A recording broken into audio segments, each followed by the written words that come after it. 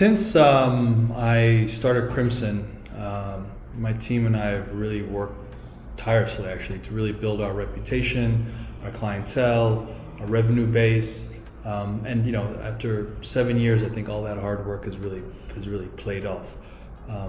In terms of impact, I think that we've brought really a lot of it stems from the fact that my experience that I've had across 4 continents actually. I'm a Swiss citizen, worked in Switzerland, was educated in the U.S., have experience as far as Afghanistan, and really bringing that international perspective and managing to put everything together and having an understanding of what international standards are, but also with local context.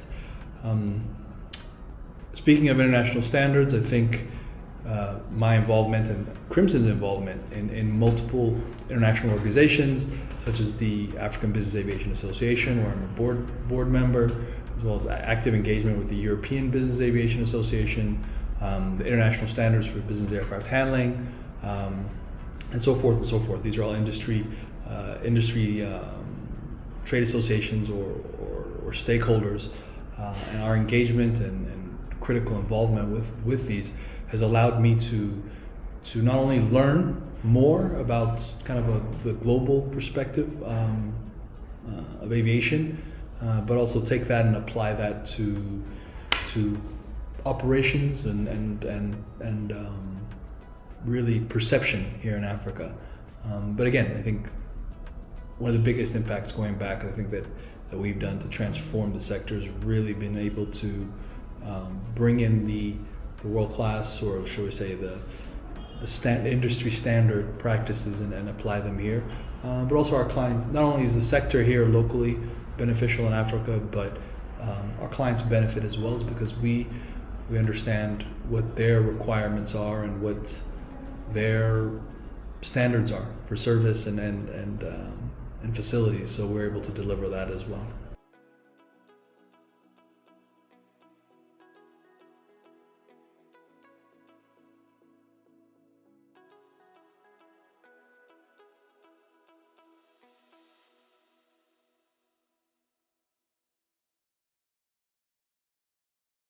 We recently just launched a scholarship at Purdue University, my alma mater, where the scholarship will create a platform for ethnic minorities and women to study aviation at Purdue. During my time there, I did realize or felt it, and probably still to this day, recognize that the opportunities and the financial capabilities for ethnic minorities and women to attend Purdue University and get a degree in aviation is very limited.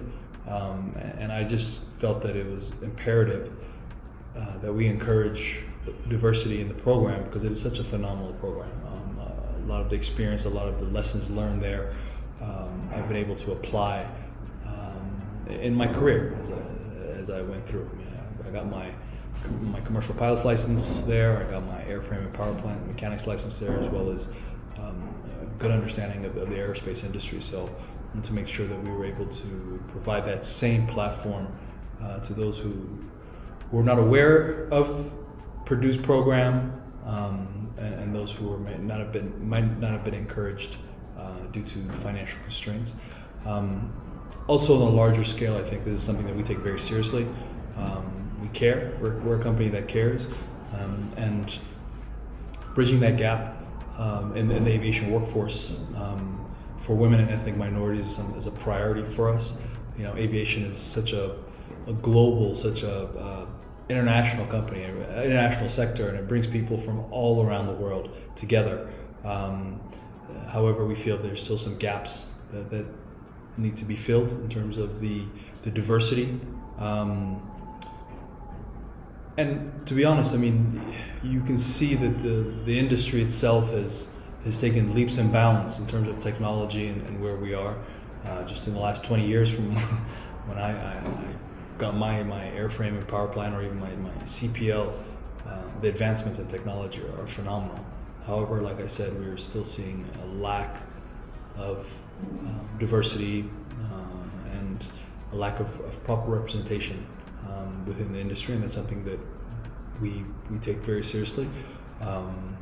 We see ourselves as an agent of change, and really having experienced it myself, I think we're in a good position to drive that change. The Crimson Aviation Scholarship at Purdue is not only unique in the sense that it's both in the aviation program, but also in the School of Management. It's the first cross-school scholarship ever to be created at the university.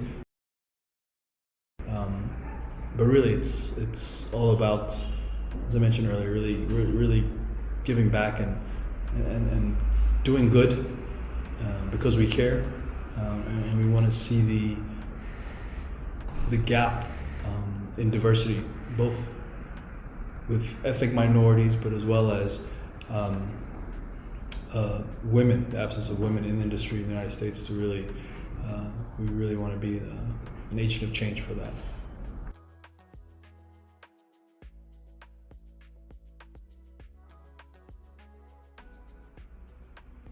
We see Crimson in 10 years from now being maybe not the biggest aviation company, but definitely one of the best. It's easy, it's easy to always say let's be the biggest, but we're so quality driven, we're so people orientated, that we just want to be the best at what we do. We want to provide the best services, have of course, a large network across the globe. We want to be a global aviation company, and we're currently in the midst of managing a very significant expansion from our humble beginnings here in Ethiopia to further expanding our network of already 38 airports in 20 countries to Africa, in Africa here, but already building up more on that network. We have expansion plans currently underway in the U.S., as well as in a couple of countries in South America. So definitely want to be a global company, but not necessarily the biggest company. We're aiming to be the best, and really focus on the services we provide, and not only for our clients, but also for our own people, Crimson members, Crimson team members. We want to be a company and that both our employees and our clients can point to as an example, of what an aviation company should be like.